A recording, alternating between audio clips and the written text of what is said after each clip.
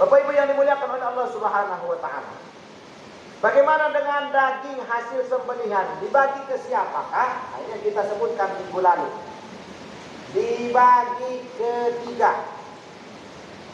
Dalam surah Al-Hajj itu disebutkan ya, bahwa salah satu yang mendapatkan pengkurban dengan syarat kurbannya bukan kurban nazar. Bahwa kurban nazar menurut sebagian para ulama, para pengkurban dan orang yang diniatkan mendapat pahala di kurban itu adalah mangan. Anggo kurban nazar.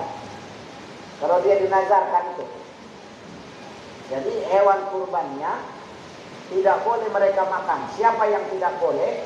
Yang atas nama dan orang-orang yang dilibatkan dalam pahala, dapat pahala dari kurban itu tidak boleh memakan daging kurban. Ini yang kita bicarakan kurban sunnah. Itu kurban sunnah, bukan nazar. Kurban biasa yang datang setiap tahun. Maka membaginya boleh sepertiga atau satu bagian untuk para pengkurban. Sebagian ulama ada mendokong wajibnya, ada pendapat tapi segelintir ulama. Wajib di sini bukan berarti dia mengambil yang paling bagus, enggak. Wajib dicicipinya, dinikmatinya. Tapi pendapat yang paling kuat bukan wajib, sunnah. Sunnah dia membuat sebagian. Sunnah. Tapi apakah dia harus ambil itu? Tidak. Kalau dia misalnya tidak mau, sangat pesan memang boleh Indonesia, tidak masalah. Oleh karena itu, kata-kata daging kurban dibagi 3 bagian bukan berarti harus sama ukuran, sama berat. Tidak. Bukan harus sama ukuran, sama berat. Anggo bisa tiba-tiba umpade di fakir miskin, ini mau umpade toh, lebih bermanfaat.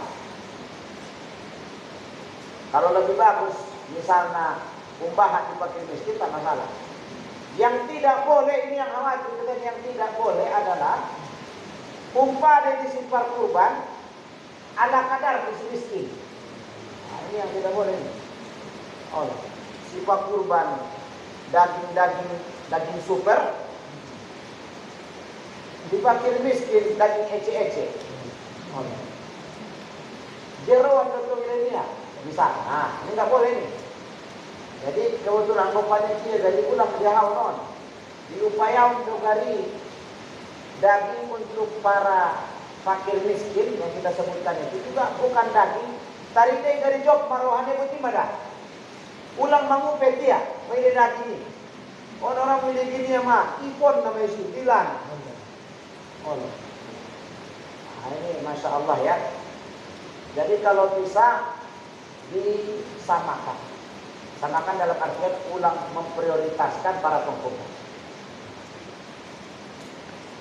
Ketika kita sudah memberikan daging itu ke para pengkurban, maka para penerima mohon maaf seperti fakir miskin tidak dilarang untuk memakan, untuk mensedekahkan, untuk menjual. Fakir miskin nama dari pojok tidak dijual dia dagingnya boleh, jadi dijual dia misalnya deh.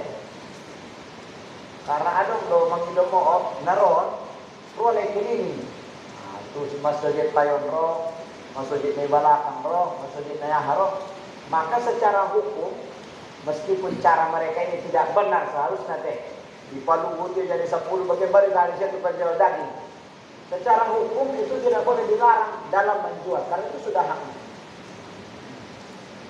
Lain halnya di bagian yang ketiga. Bagian yang ketiga itu adalah untuk para agnia, para orang kaya. Namanya bukan lagi bagian fakir miskin, tapi namanya hadiah, bukan sedekah, hadiah. Maka kalau orang kaya hanya boleh melakukan 2. Memakannya dan menghibahkannya, mensedekahkannya. Jadi orang kaya kalau kebetulan misalnya ada kurban dosen tempat karejo itu iba, udah habis.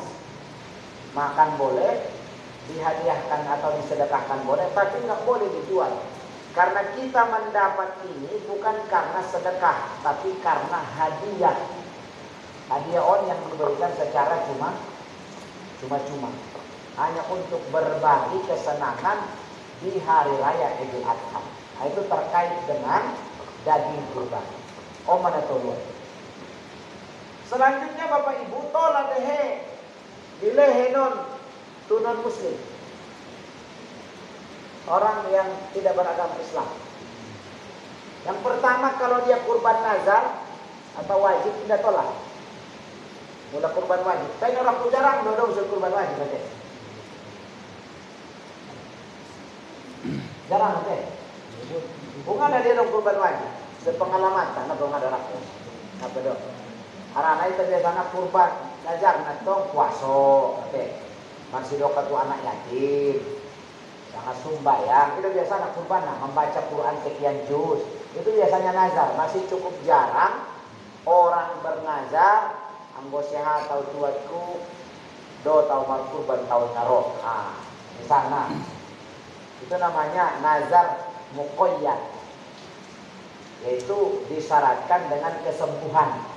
Ada enggak korana nazar mutlak au tahunan tuatku mar nazar do mar kurban. Itu namanya nazar mutlak. Tak ada kaitannya sembuh bertambah gaji tidak dong. Ada korana muqayyad, ada korana mutlak. Mudah muqayyaton ada syarat. Mudah lulus anakku ujian spanon Tuhanku do tahu mar kurban. Itu namanya muqayyad. Tapi kalau dia katakan ya Allah mar nazar sataunon dot mar kurban. Itu namanya mutlak. Nadong syaratna. Pokoknya dia ikut berkurban. Yang seperti ini enggak boleh dikasih ke non muslim. Atau jadi segala pada negara disapaan tuh. Ini nazar sunnah ke semua, sunnah, otak masalah.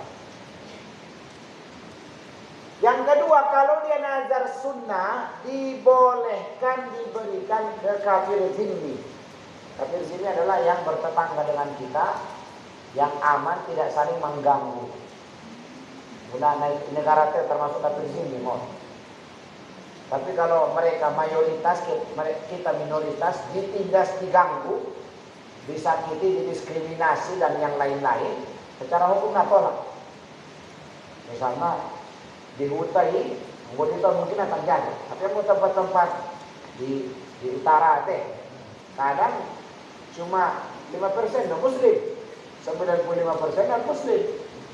Karena terjadi diskriminasi misalnya wana ganggu, meskipun status mereka kafir zimmi, ratung dilindungi negara, kita nggak boleh ngasih ke mereka secara hukum. Kenapa? Karena ada intimidasi, ada gangguan, ada ancaman, ada hal-hal yang lain. Artinya mudah nakin kurban sunnah boleh dibagikan. Apalagi seorang non-muslim yang diharapkan akan jadi mu'allaf. Misalnya marsapa ya, marsapa dia ada Islam ini, dia ada akhir. Ada yang terlihat gelagat seperti dia tertarik untuk masuk Islam. Ini tentu ada misalnya di mana boh. Jadi mula bahasa itu anak kurbanon dia bisa agar dia makin tertarik. Tidak menyogok orang ada, tidak menyogok. Agar dia melihat keindahan Islam, agar dia melihat inilah ajaran Islam. Itu diutamakan orang seperti ini justru diberikan. Selain tadi tidak dilarang, orang somonona justru diutamakan. Sugari sapalena dipabahan bagian apa setan. Seperti itu. Terkait dengan daging kurban untuk non muslim. Selanjutnya Bapak Ibu yang dimuliakan oleh Allah Subhanahu wa taala, terkait dengan bolehnya, apakah boleh daging kurban ini dijadikan sebagai upah? Cuma ada bahas nanti bahwa ulama sepakat sudah najolo sampai sanari ulama dah indah tola daging kurban dijadikan sebagai upah. Ama contoh ni upon bahasa itana adong kupon para pekerja. pekerja, ada kupon panitia. Kupon pekerja, kupon panitia. Ini berarti tidak menutup kemungkinan atau besar kemungkinan mereka dapat kupon ini karena upah dari pekerjaannya, upah dari jasanya. Atau panitia ya, mengurus naya, mengamankan naya, menghidup plastik naya, membagi-bagi kupon itu dulu. Maka dia dapat kupon ini karena jasanya. Berarti dia sebagai upah. Sepakat para ulama, sepakat. Narongna sepakat Rasulullah. Indah tolak daging kurban dijadikan sebagai upah. Jadi biar ada caranya. Mereka bolehkah mendapat? Boleh. Tapi ulang sebagai karena panitia. Jangan sebagai karena pekerja. Terus apa namanya? Ya kupon umum. Mereka dapat karena warga.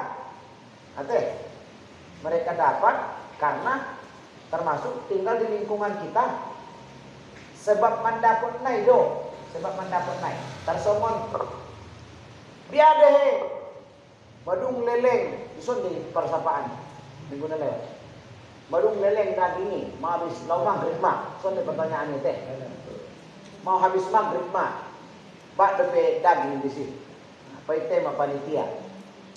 Ndamar naro ndadong benaro mangalap be. Karena itu kupon ini 200, tapi siap di 250 ate. Maka setelah ditunggu bubar panitia, belum ada yang membawa, belum ada yang mengambil, nadong nama ngidok. Itu jadi bayi daging om. Tolong dia jawaban panitia. Pertanyaan asli jawabannya. Karena dia pekerja, enggak boleh. Nadong dia membuat, nabi itu dia rumah. Baru boleh. Jadi alasan dia membawa itu karena apa? Asal jawabannya. Baik lagi panitia. Loh jaya. Berarti upah itu. Nggak boleh. Menjadikan kurban kita itu nggak sah.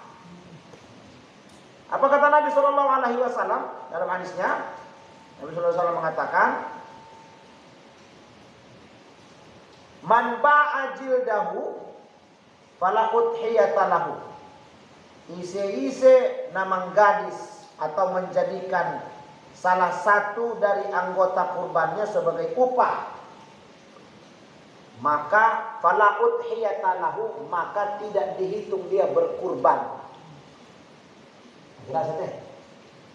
Jadi ise-ise emang gadis.